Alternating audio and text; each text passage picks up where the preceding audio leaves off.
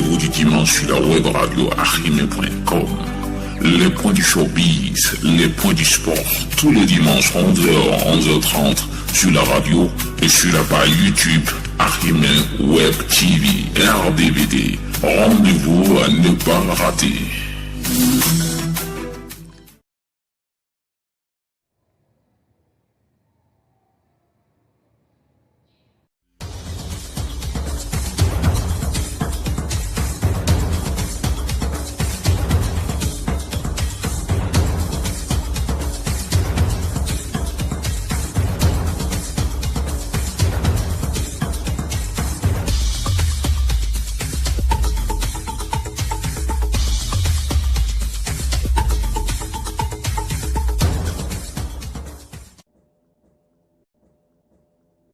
Février 2021, bien sûr, vous savez, il y avait 4 gros concerts Singila qui étaient du côté du canal Olympia. Les entrées, vous le savez, c'était 5 000 francs, réservation 10 000 francs. Et le rugby national Saboran Danielou qui était bien sûr du côté de Bénin Royal Hotel aussi, entrée 15 000 francs.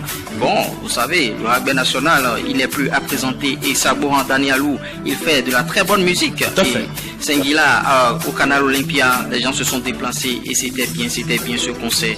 Et du côté de Golden Tulip, Richard Flash qui était avec Daphné et les entrées, s'il vous plaît. Les entrées étaient à 3 000 francs et 300 000 du moins sur 300 000 francs CFA. Ça se passe avec un artiste béninois. Avec un artiste béninois. On a critiqué le cas de Fali Poupa, l'aigle, mais je vois que notre Richard Flash aussi a fait fort. Oui, Richard Flash a fait fort. Maintenant, après ce concert, moi je souhaite d'ailleurs une collaboration entre Richard Flash et Daphné.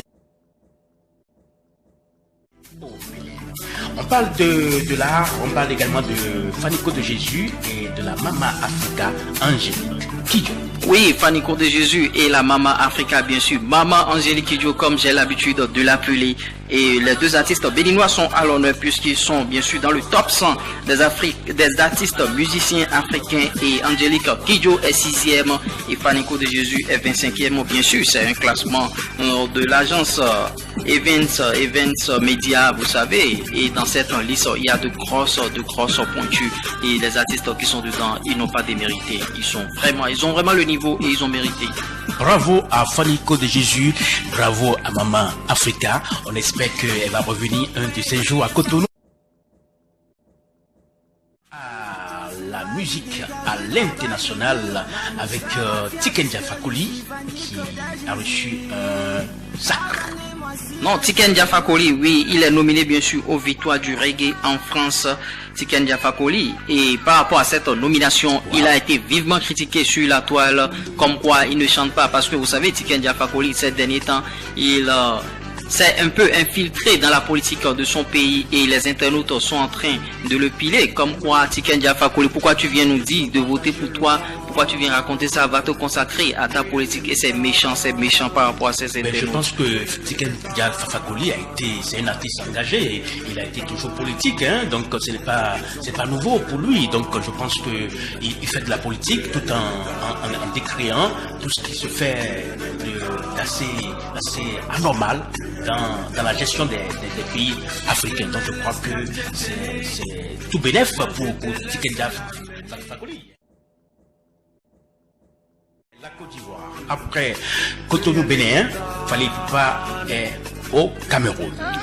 Oui, Fally Ipupa est bien sûr descendu au Cameroun où il a donné un concert, bien sûr, Fally Ipupa. Et après Cotonou et Côte d'Ivoire où les concerts étaient très chers du côté du Cameroun, il ne va pas faire l'exception. Il était du côté du Colisée Bastos à Yaoundé, un show privé et les grilles tarifaires, s'il vous plaît, 350 000 francs à 1 million de francs CFA. C'est Fally Ipupa, bien sûr. C'est lui. Ces prix, ces tarifs, très souvent maintenant on dit les tarifs Fally Ipupa. Quand on entend 300, on attend 400, on attend 500 et on attend 1 million, c'est tarif Fally Ipupa. Et par rapport à ces prix, il a été critiqué. Bon, il a été critiqué en Côte d'Ivoire, il a ramassé son argent, il est parti. Il a été critiqué au Bénin, il est parti. Maintenant au Cameroun, il a encore été critiqué et il a ramassé son argent, il est parti.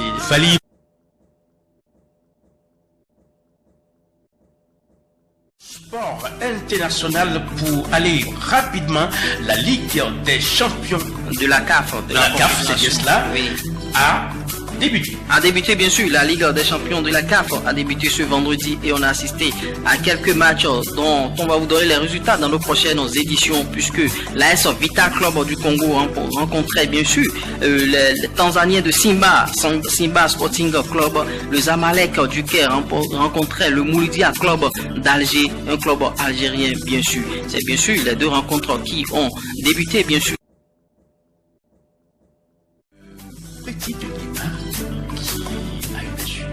Grosse blessure de Neymar Junior, bien sûr, c'était contre le stade Malherbe Caen en prélude, bien sûr, à la Coupe de France.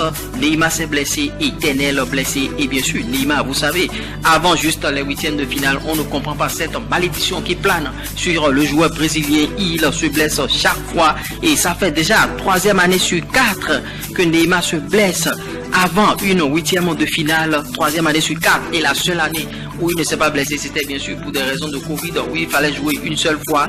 Donc Neymar, la malédiction plane toujours sur Neymar, parce que le Paris Saint-Germain rencontre qui déjà, s'il vous plaît, Barcelone en huitième de finale, et jouer sans Neymar, moi je pense que c'est grave, un peu difficile. Je ne sais pas pourquoi Pochettino a pris bien sûr les risques de titulariser Neymar Junior, parce qu'on sait qu'on pouvait le laisser, c'est un match de coupe, c'est pas un match important, on pouvait le laisser et le préserver contre le FC Barcelone, mais Pochettino l'a utilisé, il a RDVD 8.